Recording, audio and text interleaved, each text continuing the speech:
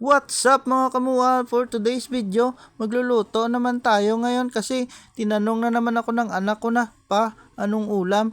Kaya magugulay tayo ngayon. Napinsaran ko na talong kasi barato. Tsaka di muna tayo magmanok at baboy kasi pizza di peligro na naman. Kaya talong na may gata yung niluto ko at sigurado ako taob na naman ang kaldero nito pag ganitong klaseng ulam.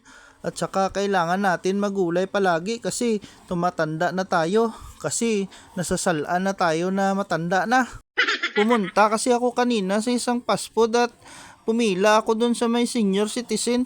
Nilapitan ako ng isang staff at tinanong ako na, "Sir, senior ba kayo? Anak ng Bilatibay." Sabi ko, "May PWD card ako, kaya dito ako pumila." Jutayan ko lang siyang sampalin ng ID kanina pero joke lang yun mga kamuan. Di natin gagawin yun, mabait naman tayo at hindi tayo masungit. Kahit bira lang tayo pumasok sa simbahan, importante marunong tayo magpakumbaba at makibagay at alam natin ang tama at mali.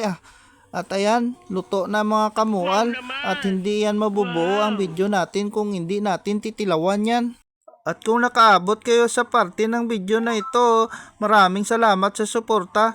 Thank you for watching and see you on my next video mga kamual.